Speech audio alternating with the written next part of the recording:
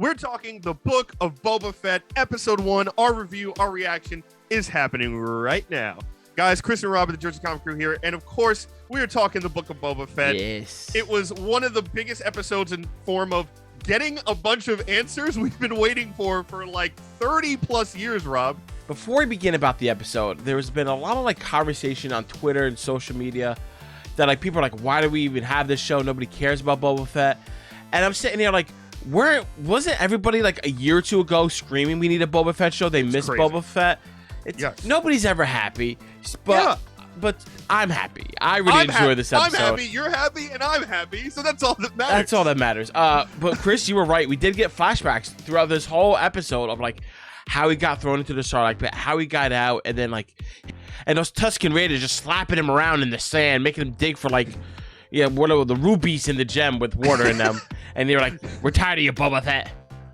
It was a great way to kind of get a 40-year-old after credit scene of Return of the Jedi. That's literally the way I wanted Return of the Jedi to end, where he's just coming out of the sand. It also confirms Patton Oswalt's amazing rant in Parks and Recreation, where he's like talking literally about what's happening. But yeah, we get kind of this flashback, and I love the way they did the flashbacks, Rob, because he's in the back to tank. He's clearly not fully healed yet. There's still something going on with him. He's doesn't seem to be fighting at 100% yet. No. But we get kind of his whole life, right? We see him on Kamino. We see his father, Jango Fett, die in the Battle of Geonosis. That was cool. You know, we see the Sarlacc pit inside of that disgusting, like moist. Oh, I hate that word, but like I never thought I wanted to see the inside of a Sarlacc pit, but now I'm like, I want to see more. But I wanted it, and to see him just like burn it to death and then he crawls out was like, it was like amazing to me, because I'm like, I've been waiting for this since I was like 0 years old. This is amazing. So I was so happy to see that, and then kind of cut to present day and what we get. Yeah. Seeing Boba Fett being the new crime lord of Mos Espa, welcoming in all the guests, getting his bounty, saying he wants to be respected and not feared. It's just so cool. Like, all right, this is the world we're building. We're building. I want to see this criminal organization flourish. As much as I appreciate and enjoy the flashback stuff, like, I kind of want to see what's going on now. And I know the first, like, I'm sure episode or two are going to be flashbacks, current stuff. But I just hope we don't get too focused on the past and miss the beautiful gem that is him being a crime boss and slapping around, bounty hunters and assassins. Yeah, no, I totally get that too. And I think that's some of what you were talking about earlier, where people online were a little mixed with this episode, because they're like, oh, well, Boba wasn't like killing everyone and going nuts. It's like, well, yeah, like it's the first episode. Like, let's get our bearings. Let's see what he's doing. Like, there's going to be epic fight scenes. There's going to be cool stuff. And there's 7 episodes, right? So a lot of these, well, a little more than like the usual 6 we've been seeing with Marvel. But I did like the present stuff. I liked the tribute stuff. Like, there's a Trandoshan there. He saved the Gamorreans' lives, and they became immediately. How great was that? Back. The pigmen are like, yeah, we're with you. Cool. Yeah, like, yeah, whoever's the leader, right? And he realizes, like, hey, they were doing their jobs. They were protecting their leader. Yeah. You know, that's what they were supposed to do. So, like, I like the little Easter eggs in there with, like, the Wookiee pelt that was given. And also, like, the mayor's assistant is now this tendril that I'm sure you want to pull at as well. Yeah, I didn't even think I was going to be concerned with the politics of this. I mean, how can he not with crime lords? But now I'm like, oh, the mayor wants to get from the crime lord? How does this work? Now they're going to be fighting with each other, like on the street level and then underneath. Oh, I can't wait. I hope so. And I think part of what we're going to see is those flashbacks are going to obviously come to a head with what's going on now. Yeah. Right? There's a big flashback in like his second time in the back after they get attacked, where you see kind of these, gang members of some guild that go up and put the symbol on a moisture farm. Now, what they're doing, in case you guys don't know, is they're stealing water. Right? Okay. On Tatooine, it's a desert planet. Money and water are almost the same as far as currency, which is also why the Tuskens are having them, the people who are captured, the prisoners, dig for the Pokeballs full of water. Yeah. Yes, exactly. And unfortunately, get a Machamp that's way too strong for them to handle. They were not ready. They were not ready. They did not have enough badges to take care of them. But that was also possibly related to Jabba, because Jabba in the extended universe had a bunch of guilds that would go almost like a tax man, right? He would go get some water tax from all these people to keep them safe, to make sure he had enough water. money, all that stuff, which we kind of see at the beginning with Boba going right into the cantina and basically getting a bucket of money. Yeah. So, question about the mayor. Now, we know like Jabba used to do this kind of stuff, but now the mayor, do you think the mayor is kind of like in this nefarious back alley deals and he's kind of taking over that crime lord position? Maybe he sent these assassins to Boba Fett. I do. I think they're directly related. I think the mayor is finally in a position where he's like, Jabba's gone, Bib Fortuna's gone. This is the time to take back the city to basically make him the legal crime lord of Mos Espa, per se, because, you know, Jabba had the failsafe of if something happened to him, Bib Fortuna was right there, right? Nothing really changed besides those two figureheads. The entire empire of that city was still going basically the same. It was just handed down. Now it's a completely new regime. So that's why I think the mayor's fighting back and being like, no, you need to give me tribute and recognize me as the leader of this town. And I think that's where he's going to go really dirty in hiring people, assassinate him. Maybe some connection that he was part of Jabba's take and then decided to try and take him down legally. Oh, I can see that. So maybe it's kind of one of those things. So I think absolutely the mayor is involved directly into this plot as far as the present and how this fight for Mos Espa and the power behind it is going to kind of be conveyed. Last question I have about this episode, and I wanted to address this with you and everybody at home.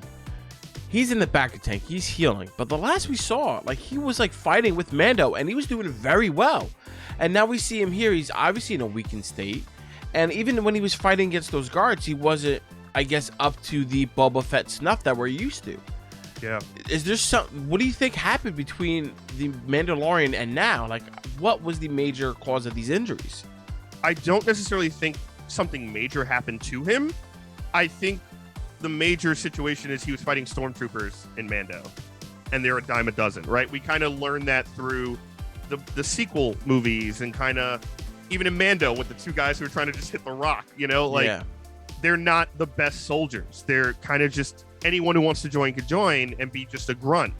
These seem to be trained assassins. They had a plan. They boxed them in. There was close quarters. He got hit a lot. They had lightsaber shields or something. I don't know what those shields were. They had laser shields, and they had like those, like in Episode 3, where Anakin and Obi-Wan are fighting those droids. Oh yeah, with the buzz sticks. So like they had these weapons. They had a plan for him. The stormtroopers who came out as grunts, they didn't have a plan for one Mandalorian, let alone two. So I think that was the difference. He had a lot more room to work with. And they weren't trained professionals. I think that's what it is. But I'm also interested to see, Rob, the Twi'lek side of this, because we get into this cantina. Yes. We kind of have this situation now that's building with some questions. Jennifer Beals is playing this character who seems to be like the underbelly crime lord information gatherer. Yeah, oh, definitely. Love that they still had the cantina band there, and that they were playing a remix version. The only reason I knew it was remix, it was because of subtitles. Nice. They were like, remix of the Cantina song. I was like, oh. It was great. And also, like, how did they live? Weren't they on Jabba's barge? Like, it was also... So, like, Max Rebo's band was there, which was awesome. But, like, yeah, I'm really interested in Jennifer Beals' character, how she may have tied into the original regime, and if her loyalties were already bought by the mayor or someone else. I think she's going to be a bigger factor, and you don't pay Jennifer Beals that type of money to be in Star Wars. I think the plot twist is that she's the wife of the mayor. I think maybe I think the mayor's an alien, though. I don't think it's a humanoid. You don't think it's a humanoid? There's a weird shot in the trailer of like I forget what the race is called, but it's close to kind of what Admiral Akbar is. They're the aliens. They have the really long heads with the eyes on top. Okay. And he seems to be in like these regal robes, sitting in like a chair. So I think the mayor's going to be an alien species. So I think there's going to be some type of business, like thing going on there. And then last but not least, Fennec Shand just wants to kill everyone, and I'm here for She stole the show. Like, she was so good in this episode. I was like, Fennec Shand before and other stuff, I was like, all right, she's fine. In the animated show, The Bad Batch, she was great, but we really didn't get to see too much of her. But now seeing her live action, kind of doing the same stuff that we saw in Bad Batch, and also being the right-hand man, or I should say the right-hand woman, to Boba Fett was just fantastic. And her taking down the guards and chasing them down, outwitting them and outsmarting them, even though they have like these crazy weapons. I want so much more out of her, and I can't wait for the show to like really highlight her character. Same here. I'm excited for what's next. I absolutely adored this episode because it answered so many questions that were lingering from Return of the Jedi that no one thought we would get answered.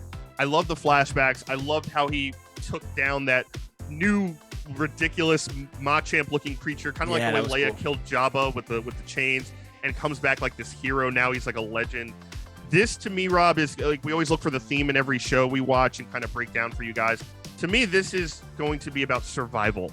This is the theme of the show, like what you are willing to do to survive and the fight for survival, and just literally like the old Rocky saying, right, about getting punched, going down, and getting back up. Yeah. I think it's going to be a really tough show for Boba going forward, as we've already seen. Like, Jawas are knocking him out for his armor, and you know the Tuskens are dragging him. So I gotta say, it is refreshing show that it's just on one planet, and knowing that it's pretty much going to be just on one planet.